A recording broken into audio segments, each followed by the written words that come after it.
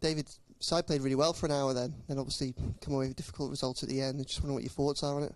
I thought we'd done a good job for best part of an hour. The first goal was disappointing, but it was the second goal more disappointing because it never gave us a chance to sort of keep ourselves in the game at that point. It made it really difficult to get back in it. But we've done a lot of good things, made some good opportunities, and no, there's no disappointment for me regarding the players. The result's disappointing, but I think coming to Man City is never an easy place to get a result. Yeah, what do you put down those goals to? Is it just a little bit of switching off, do you think, or? I think there's a transitional phase on from us sort of dropping from an attacking position into a defensive set-up. I have to say, I think it's Foden who makes a pass through and sends O'Reilly away, but the pass between Jacob and Elliot, they were just at the time sort of getting the position set, and they get caught. I think the ball beats Jake's foot by a yard, and I have to say though, it was a brilliant ball by O'Reilly. Stood it up for Haaland. Centre halves worked really hard to get back into position, but Haaland puts the brakes on, and Michael keeps going a little bit, and he sort of half pulls it back with a dink ball. So I've got to say, I think it was a really good goal by Manchester City. I think that we could have maybe done better, but I thought it was nearly textbook goal for them. And the results obviously frustrating, but Ndiaye again showed just the quality he has. He was a real menace today, wasn't he? Well, Illy was the best player on the pitch in the first half. Might have got taken over by Foden as the game went on, but I think that Illy was the one who really made a big difference for us.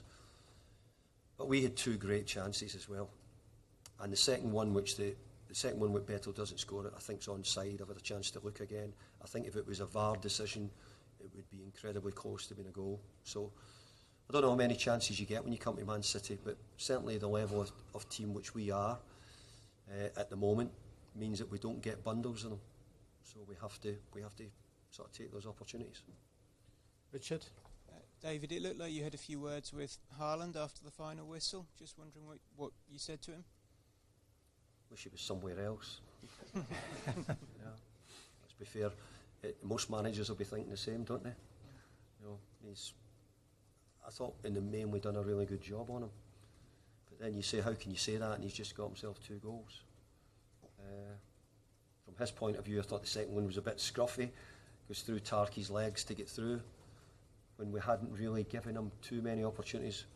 But then later in the game, I have to say I gave great credit for the goalkeeper for the way he defended Haaland 1v1, and the boys get back, because you know we'd opened up then trying to find a way of getting a goal, and Man City had a couple of chances. But goal difference doesn't matter at the moment, but it might matter later in the season, so I'm pleased we didn't concede a third.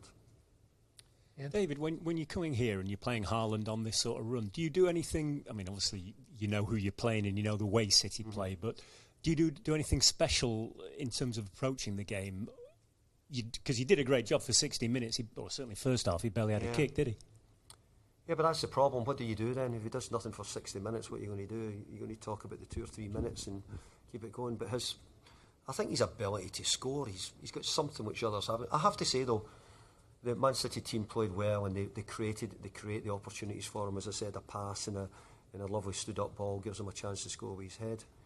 So, you know, you have to praise his teammates for the opportunities they make for him. But he certainly looks, going through 1v1, nearly unstoppable. And unfortunately, they got through a couple of times right at the end. But thankfully, Jordan done a good job of it.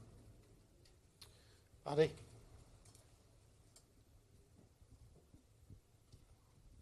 Hi David, I think you were the last Everton manager to win here in 2010. So how do Everton, given the disparity in resources between City and Everton over the years, how do Everton close the gap and start coming here and getting better results?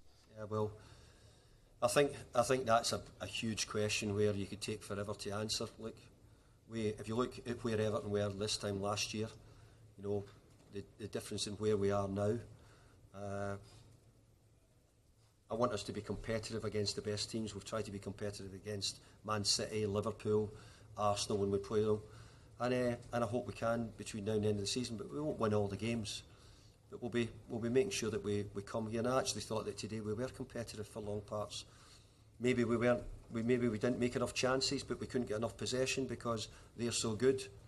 But we did make 2 or 3, and sometimes when you come here, I've seen other teams come here and have less of the ball and less chances than we do and go away with a result.